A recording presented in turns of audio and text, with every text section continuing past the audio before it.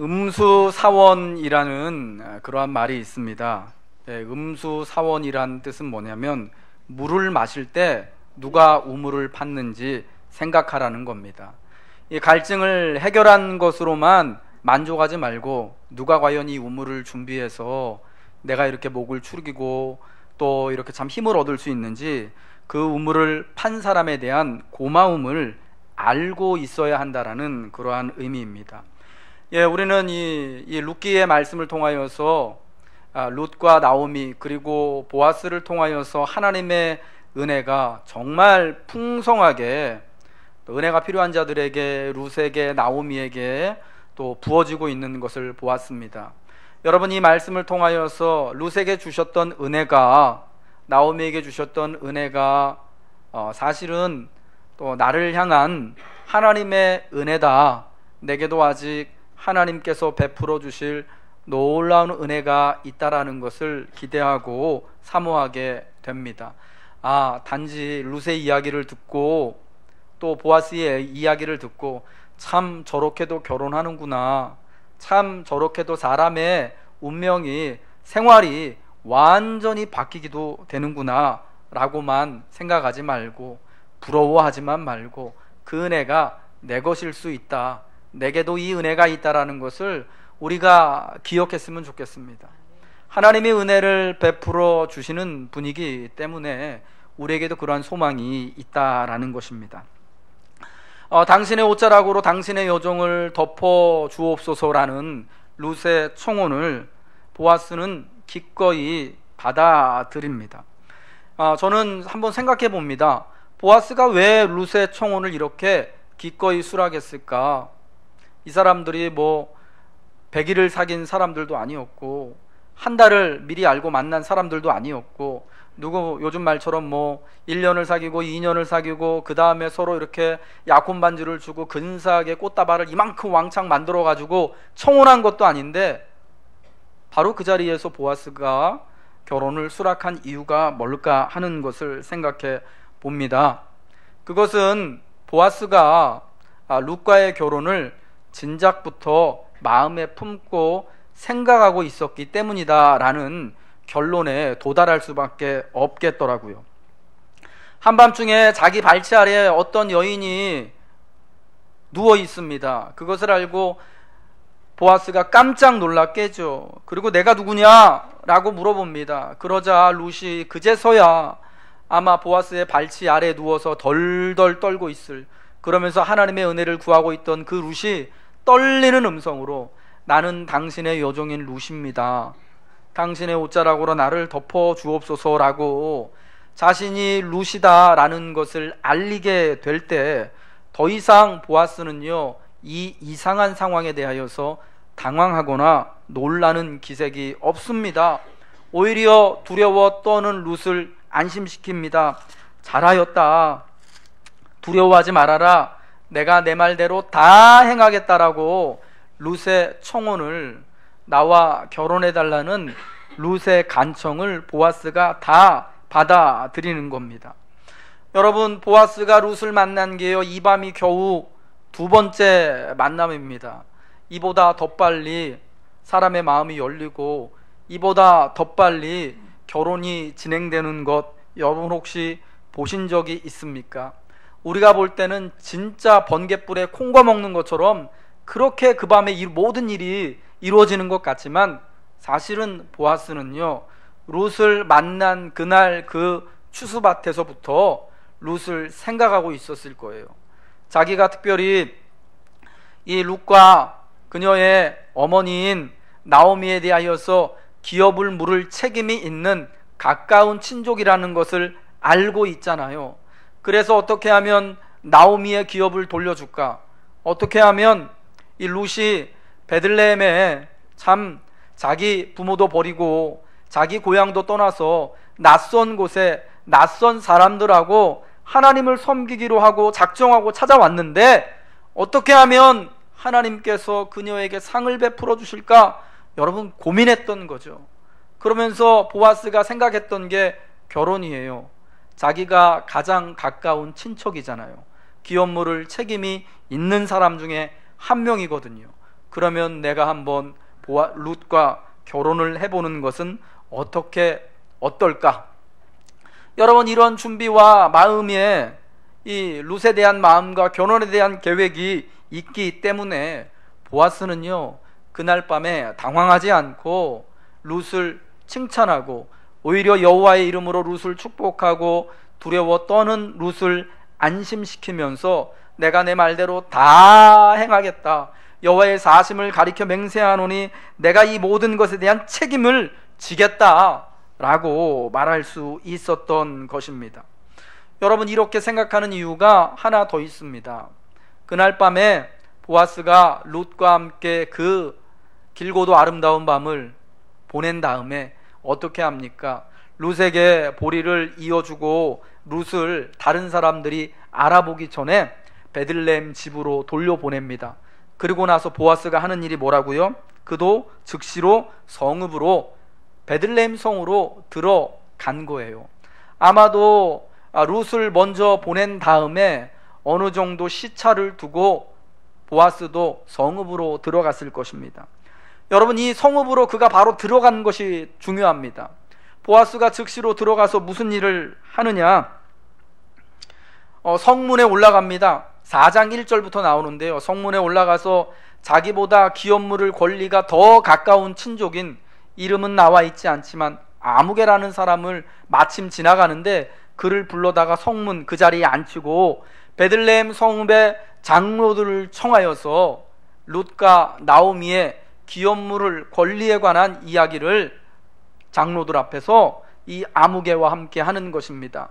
그래서 어떻게 합니까? 그가 이 기업물을 권리를 포기하자 자신이 그 권리를 갖겠다, 물으겠다 하여서 나오미의 모압 며느리인 룻과 내가 이렇게 결혼하겠다라는 것을 장로들 앞에서, 그리고 자기보다 기업물을 권리가 먼저 있는 그 아무개와 베들레헴 사람들 앞에서 공식적으로, 공개적으로, 그리고 합법적으로 이렇게 선언을 하는 것입니다.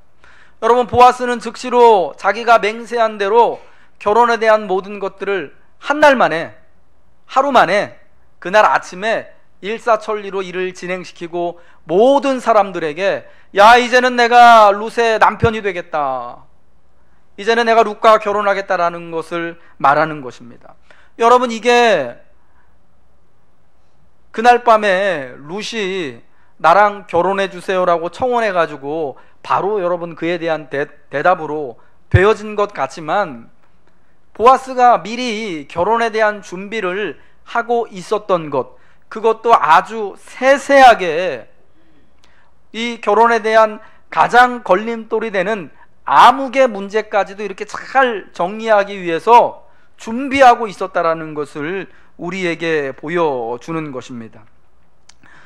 룻이 그날 밤 너무 아름다워 보여서 그녀의 청혼을 거절할 수 없을 만큼의 참 매력적인 여인이었기 때문에 보아스가 내가 네 말대로 다 하겠다 라고 한 것이 아니라 이미 마음에 품고 나오미를 위해서, 룻을 위하여서 자기가 울타리가 되어주고 남편이 되어주고 가정을 이루어줄 것을 참 하나님의 뜻에 따라서, 법에 따라서 이 결혼 진행을 하겠다라는 마음과 계획이 있기 때문에 되어진 거죠. 여러분, 보아스가 결혼을 이제 수락하고 그 결혼을 위해서 한순간도 쉬지 않고 즉시로 일하는 것을 보면서 우리는 과연 우리에게 임하는 하나님의 은혜의 특징이 어떠한가를 알 수가 있습니다. 여러분, 룻이 청혼하여서 그 결과로 보아스가 결혼을 허락한 것이 아니잖아요. 결혼 준비가 룻이 청혼을 통하여서 일어난 것이 아니잖아요. 그것처럼 우리가 은혜 받을 만한 행동을 하기 때문에 은혜를 누릴 만큼 누구보다도 많이 하나님 앞에 기도하고 구하고 간청하기 때문에 하나님이 은혜를 주시는 것은 아니다라는 겁니다. 물론 여러분, 하나님은 우리가 구할 때까지 은혜 주시기를 미루실 수 있습니다. 그렇게 하시는 이유는 그럼으로써 하나님에 대한 사모함과 믿음을 더하여 주시길 원하시기 때문이죠. 우리가 은혜를 사모하며 간구하는 것을 통하여서 하나님의 마음을 깨달아 알고 그를 통하여서 간구하는 성도들의 믿음이 장성하기를 바라시는 거예요. 그래서 룻처럼 당신의 옷자락으로 당신의 여종을 덮어주세요. 당신이 내 기업물을 짜 남편이 될 그러한 자격이 있는 사람입니다. 결혼합시다 라고 성도가 마치 하나님 앞에 간청하도록 그렇게 하나님은 간구하라고 구할 것을 우리에게 요구하시는 것입니다. 여러분, 그럼에도 불구하고 은혜는 100% 전적으로 오직 전능하신 하나님의 뜻에 따라서 주어지는 것입니다. 이 말씀은 은혜의 원인, 하나님이 내게 은혜 베풀어 주시는 이유가 나하고는 전혀 상관이 없다라는 거예요. 내가 기도를 많이 한다고, 내가 누가 보더라도 정말 유능하고 참 정숙하고 참 진실되고 좋은 사람이기 때문에 하나님이 그러한 은혜를 주시는 게 아니라 정말 하나님께서 이 긍휼하신 그 사랑과 은혜 베풀어 주시길 원하시는 그 마음을 먹으셨기 때문에 우리에게 은혜를 주신다라는 거죠. 그러므로 여러분, 누구든지 하나님의 은혜를 누리고 하나님께서 이러한 은사와 기적 같은 역사들을 허락하셨다라는 것을 경험한 성도들은요, 하나님 앞에, 사람 앞에 내가 받은 은혜에 대하여서, 내가 받은 달란트에 대하여서 우리가 자랑할 것이 요만큼도 없어야 한다라는 것입니다. 여러분, 참 감사하게도 하나님이 베푸신 모든 은혜로 이 땅에서 우리가 잘 지내고 있지 않습니까? 우리가 누리고 있는 것들 많이 있잖아요. 여러분, 그 모든 것들이 내가 잘 해가지고, 내가 노력을 많이 해가지고, 내가 누구보다도 똑똑하고 성실하고 열심히 했기 때문에, 물론 여러분, 그래서 그에 대한 열매로 하나님이 주시겠지요. 여러분, 그러나 반드시 그게 100%다 그렇지가 않다라는 거죠. 성도는요, 하나님의 은혜를 바라면서 은혜를 누릴 때 더욱더 하나님 앞에 겸손해야 되는 겁니다. 낮은 자리에 있을 때 하나님의 은혜가 더욱 풍성하게 모이고 고인다라는 것을 여러분 꼭 기억하시길 주님의 이름으로 부탁드립니다. 우리가 참 은혜를 받는 것, 사도 바울이 말하는 것처럼 원하는 자로 말미암음도 아니고 다른 박질하는 자로 말미암음도 아니고 오직 그렇게 계획하시고 이루실 하나님의 은혜로 된다라는 것입니다. 여러분, 이 룻은 그날 밤 이 청혼을 위하여서 얼마나 많이 마음속으로 되뇌이며 연습하며 기도했겠습니까? 두렵고 떨렸을 것입니다. 당신의 옷자락으로 당신의 여종을 덮어주세요. 굉장히 떨리는 여러분 그런 말이었을 겁니다. 제가 말씀드렸지만 여러분, 룻이 현숙한 여자잖아요. 남자들이 이렇게 쉽게 유혹하는 그런 쉬운 여자라면은, 그런 쉬운 사람이라면 이런 말하는 게 굉장히 쉬웠겠죠. 여러분, 만약 그랬다면 보아스가 딱 듣고도 이게 장난치는구나, 이게 참 시험거리구나 라는 것을 바로 알았을 겁니다. 그런데요, 보아스가 내 딸아 두려워 마라 라는 것을 보니까 룻이 그 말할 때 참 얼마나 두렵고 떨렸는지, 입술도 떨리고 말하는 그 분위기가 굉장히 두려워하고 있었다라는 것을 아마 직감했을 거라고 생각합니다. 보아스가 내가 이렇게 청혼하는 것을 어떻게 생각할까? 과연 나를 참 여타 다른 쉬운 여자들처럼, 그렇게 해픈 여자들처럼 혹 그렇게 생각하면 어떡하지? 여러분, 이런 걱정과 근심이 있었을 거예요. 근데 여러분, 정말 이런 걱정은 기우에 불과한 것 아니었겠습니까? 보아스가 그녀의 청혼을 즉시로 받아들이고 오히려 두려워하지 말라고 용기를 주고 안심시키고 지켜주잖아요. 하나님의 이름으로 맹세하면서 이 모든 것들을 내가 하겠다 라고 다짐하지 않습니까? 여러분, 은혜가 우리 모두에게 필요하죠. 은혜가 필요하십니까? 예, 그런 줄로 믿습니다. 내가 이런 은혜가 필요한데, 내가 꼭 이 일이 해결되어야 되는데, 룻처럼 내가 보아스와 꼭 결혼을 해야 되는데, 저 아무개가 아니라 내가 결혼한다면 정말 보아스 같은 사람하고 결혼해야 되는데, 혹시 보아스가 거절하면 어떡하지? 내가 이런 은혜를 하나님 앞에 구하는데 하나님이 나의 간구를 거절하면 어떡하지? 여러분, 거절의 아픔들이 있으시잖아요. 언젠가 정말 간절한 기도의 제목을 놓고 간절히 기도해 봤었는데 하나님이 내가 구한 것대로 주지 않으셨기 때문에, 응답해 주시지 않는 것 같아서 여러분, 거절받은 상심의 그런 경험 분명히 있으시지 않습니까? 예, 그래서 은혜를 놓고 구하지 않는다면 혹시라도 내가 거절당하면 어떡할까? 혹시라도 이러한 나의 모습을 싫어하면 어떡할까? 라는 그 마음으로 은혜를 구하지 않는다면 은혜는 얻을 수 없는 것이죠.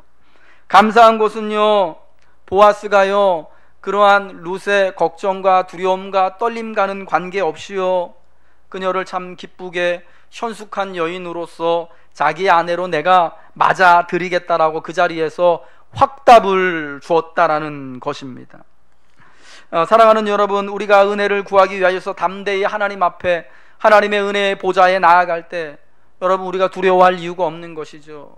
근심할 이유가 없는 것이죠. 하나님이 혹시 내가 너무 못났다고, 하나님이 내가 너무 믿음이 없다고, 하나님이 이전에는 기도 한 번도 안 하다가 어려운 일 당하니까 기도하고 있네, 에이 얄미운 것, 하나님이 이러실까봐 걱정하지 않아도 된다라는 겁니다. 혹여라도 우리는 그래도요 내게 은혜를 주시기 위하여서 마음을 먹고 계획하고 다짐하시는 하나님이라는 거죠. 그러므로 하나님께 은혜를 구하기 위하여서 그분께 나아가서 간구하는 사람은 누구든지요 하나님이 빈손으로 돌려보내시지 않으시는 거예요. 어떻든지 간에 하나님이 약속하신 은혜를 주시는 겁니다. 왜 그렇습니까? 은혜는 나에게 달려있는 것이 아니라 은혜는 은혜를 베푸시기를 원하시는 하나님의 마음에, 하나님의 역사에 달려있는 것이기 때문입니다. 야고보서 1장 17절에서요 온갖 좋은 은사와 온전한 선물이 다 위로부터 빛들의 아버지께로부터 내려오나니 그는 변함도 없으시고 회전하는 그림자도 없으시니라.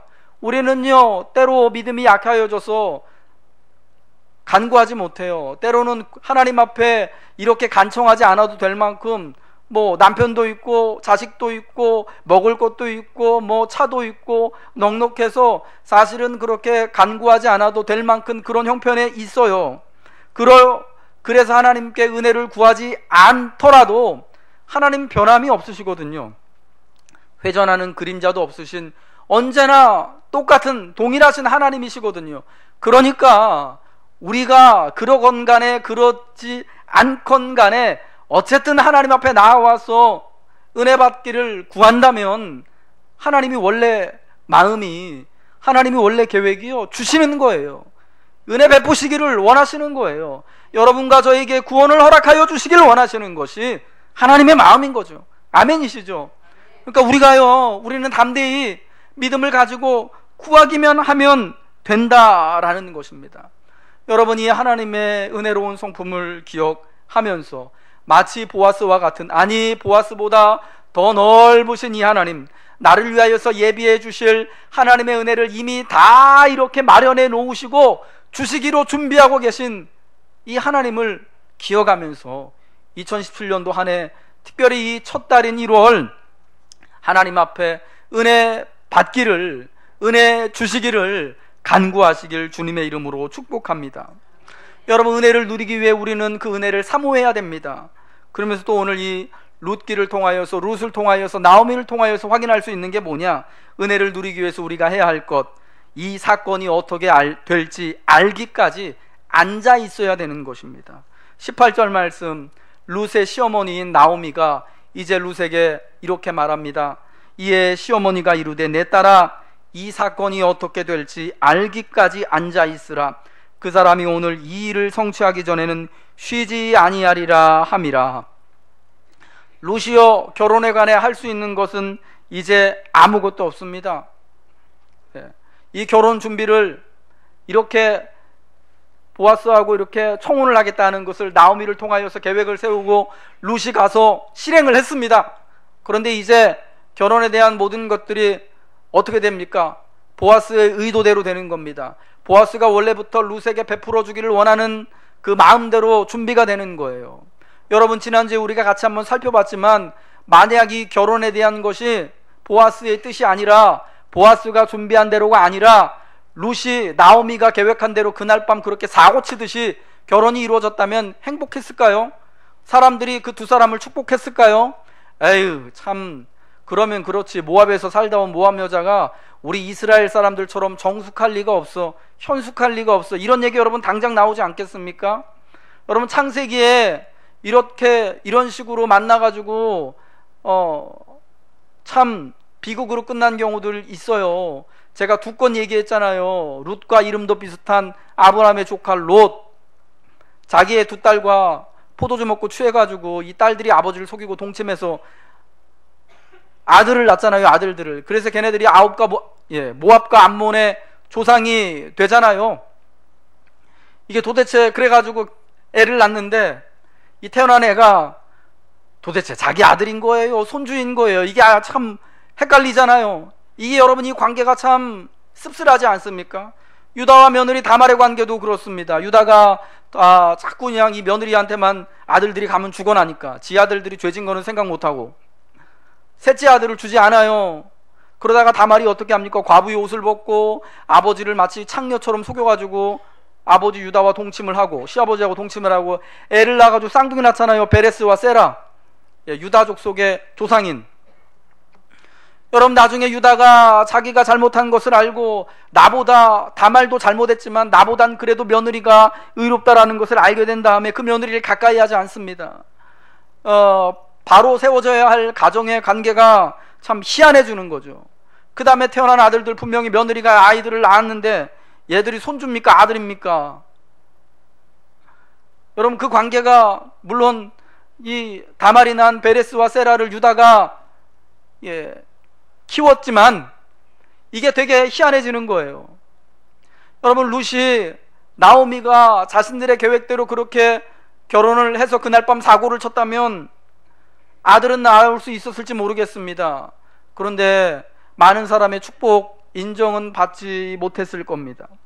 그러니까 룻이여, 아무 일도 하지 않고 이제는 그 시어머니 말처럼 여기 가만히 앉아 있어라. 그 사람이 보아스가 오늘 이 결혼의 일을 맹세한 것처럼 성취하기 전에는 쉬지 아니할 것을 믿고 우리 가만히 있자. 여러분, 이게 지혜로운 일, 이게 믿음이다라는 겁니다. 보아스가 쉬지 않고 일할 것을 믿지 못하고, 보아스 내가 이거 어떻게 믿을 수 있을까?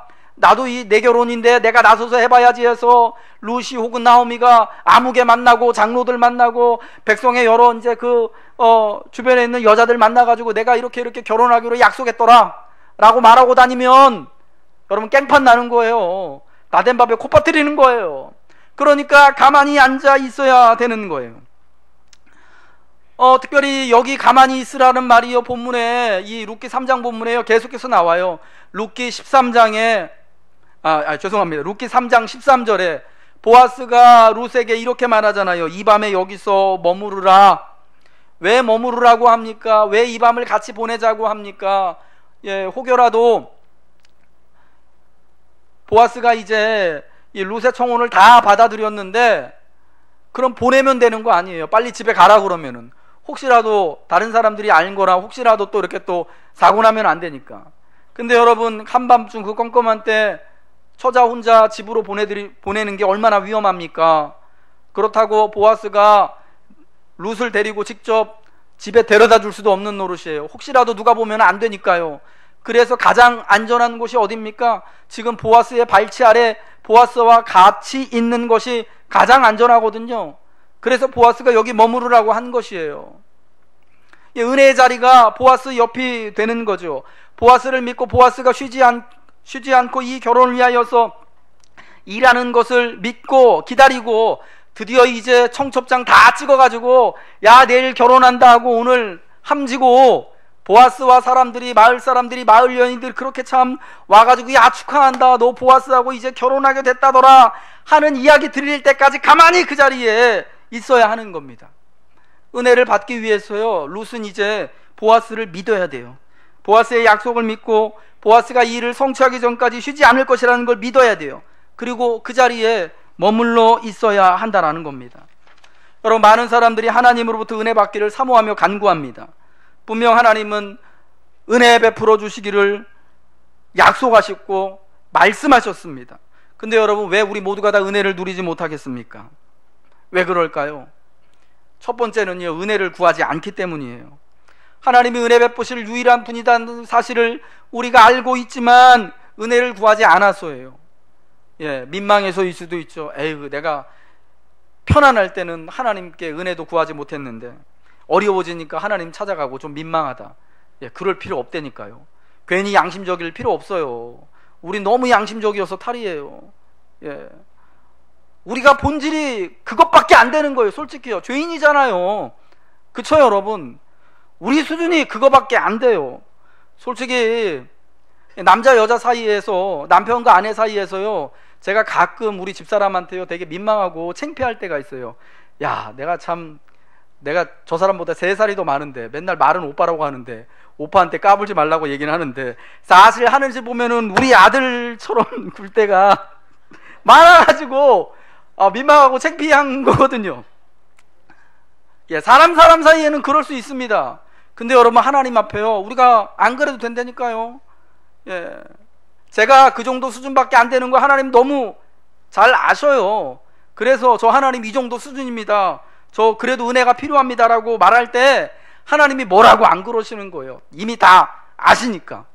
여러분, 그러니까 우리가 주제 파악 잘하고, 그래 내가 뭐 이런 진짜 뭐 사람들이 볼 때 좀 양심도 없는 것 같고 참 어려울 때나 찾는 것 같고 한다고 해서 예, 주눅들 필요도 없고요, 미안해할 필요도 없고요, 실망할 필요도 없는 거죠. 예. 오히려 은혜를 구하지 않는 게 더 문제인 거예요. 여러분, 은혜를 구하면 하나님이 반드시 은혜를 주시겠다고 약속하셨습니다. 우리에게 은혜를 베푸실 유일하신 분이 바로 하나님이십니다. 아멘이시죠? 그럼 여러분, 우리가 하나님 앞에 나아가서 어떻든지 간에, 민망하든지 간에, 부끄럽든지 간에 여러분, 우리가 은혜를 구해야 되지 않겠습니까? 두 번째는 은혜 받기를 구하긴 잘 구했는데 은혜 베푸실 때까지 믿고 기다리지 못하기 때문에 은혜를 못 받는 거예요. 야고보서 1장 12절부터 4절에요. 인내를 온전히 이루라. 이는 너희를 온전하고 구비하여 조금도 부족함이 없게 하려 함이다 라고 말씀해주고 있습니다. 기다리라는 거잖아요. 참으라는 거잖아요. 인내하다 보면, 기다리다 보면, 머물러 있다 보면은 네가 온전하여 주고 구비하여 주고 조금도 부족함이 없게 된다라는 그런 말씀 아니겠습니까? 성도는요, 하나님의 약속을 믿고 인내할 때 온전하여지는 겁니다. 조금도 부족함 없는 하나님의 은혜를 누리게 되는 겁니다. 보아스가 룻에게 이 밤 여기서 머무르라고 한 말씀에 여러분의 귀를 기울이십시오. 여기 머물러라. 여기가 가장 안전한 곳이다. 내가 이 맹세한 내 약속을 믿고 여기서 앉아서 기다리고 내가 쉬지 않고 이 일을 위하여서 일할 테니까 너 가만히 앉아서 있으라는 거죠. 여러분, 은혜의 자리에 있을 때 은혜를 받게 되는 거예요. 요한복음 15장 5절에 예수님이요, 나는 포도나무여 너희는 가지니 그가 내 안에 내가 그 안에 거하면 사람이 열매를 많이 맺나니 나를 떠나서는 너희가 아무것도 할 수 없다라고 말씀하셨습니다. 은혜의 자리가 어디라고요? 예수님 안에 있을 때, 예수님 곁에 있을 때 여러분, 거기서 열매를 많이 맺는 거죠. 거기가 은혜 받게 되는 겁니다. 예수님 옆자리가 우리가 은혜 받을 자리죠. 보아스 옆자리가, 보아스 발치 아래가 룻이 있어야 할 자리, 룻이 은혜를 받을 수 있는 자리, 룻이 보아스의 아내로서 지켜야 할 자리인 것처럼 오늘 예수님 옆에 있는 것이 성도가 은혜를 받을 수 있는 여러분 가장 최적의 곳이라는 것입니다. 여러분, 예수님의 자리가 어디겠습니까? 오늘 이러한 우리 같이 예배드리는 이 예배 자리 아니겠습니까? 예수님을 예배의 주인으로 삼아서 예수님의 이름으로 하나님을 경배하는 자리, 여기가 바로 우리가 있어야 할 은혜의 자리라는 것입니다. 여러분, 우리가 같은 자리에 있으면서도 사실은 내가 서 있는 위치에 따라서 풍경이 달라진다고 합니다. 저 산 정상, 똑같은 북한산 정상, 저 똑같은 어디입니까? 우리 동네 저 건너편에 저 아차산이요. 아차산 정상 가보셨어요? 거기 되게 멋있어요. 올라가서, 정상에 올라가서 보십시오. 우리 동네 쪽을 바라보면 한강이랑 하남 쪽으로, 강동 쪽으로 쫙 보이고요, 그 반대쪽으로 보면 서울 도심이 보여요. 내가 서 있는 위치에 따라서 풍경이 달라지는 겁니다. 여러분, 내가 서 있는 곳에 따라서 하나님의 은혜가 달라지는 거예요. 내가 오늘 어디 있는가? 은혜 받을 자리에 우리가 함께 예배하고 하나님의 은혜를 사모하며 교제하고 기도하는 자리에 있는가? 아니면은 내가 다른 곳에 지금 발 딛고 서 있는가에 따라서 이 은혜가 달라지는 것을 여러분 꼭 기억하십시오. 지난 금요일 날 오전에 눈이 되게 많이 왔잖아요. 이렇게 쌓일 만큼 왔습니다. 오전에요. 오후 시간이 되니까 이제 햇볕이 비치고 거리에 쌓인 그 눈이 조금씩 녹더라고요. 근데 제가 그거 보면서도 참 깨달은 게 있어요. 햇볕이 잘 드는 양지 있잖아요. 거기는요 눈이 금세 녹아가지고요, 눈 좋아하시는 분들은 좀 실망스러우실 수 있는데 길이 금방 녹아서 깨끗해졌습니다. 그런데 햇볕이 잘 안 드는 곳은요, 이게 길이 되게 더럽더라고요. 지저분하더라고요. 눈이 막 군데군데 듬성듬성 녹고, 거기다가 또 요즘에 눈 잘 녹으라고 여러분 염화칼슘 왕창 뿌리잖아요. 염화칼슘 뿌리기 전에 좀 나가가지고 자기 집 앞은 좀 쓸었으면 좋겠는데, 그거 좀 쓸면 깨끗해지는데 왜 그걸 뿌릴까 하는지 모르겠어요. 염화칼슘도 뿌려놓고 막 해가지고 이게 같이 녹는데 막 시꺼매지고 막 녹는 자국 나고, 나중에 막 눈 다 녹은 다음에 그게 다 소금 덩어리잖아요. 그게 허옇게 막 길거리에 이렇게 막 붙어가지고 되게 지저분해졌더라고요. 여러분, 햇빛이 잘 드는 곳에는요 눈도 잘 녹고 염화칼슘도 필요 없고요, 길이 햇빛 때문에 깨끗해지더라고요. 여러분, 하나님의 은혜는 마치 햇살과 같은 거 아니겠습니까? 그 햇살 같은 은혜가 잘 비춰지는 곳에 있으면 우리 안에 있는 이런 정말 결핍의 문제들, 우리 안에 있는 염려들, 근심들, 두려움들, 건강의 문제들 다 저절로 여러분 눈 녹듯이 사라지는 줄로 믿습니다. 그러면 여러분, 하나님의 은혜 자리를 기억하면서 내가 하나님과 함께하는 자리에 있을 때 은혜 받는다, 깨끗하여진다, 새로워진다, 여러분 이 사실을 기억하고 늘 하나님의 은혜가 부어지는 곳, 늘 하나님의 은혜가 선포되어지는 곳에 있기를 주님의 이름으로 축복드립니다.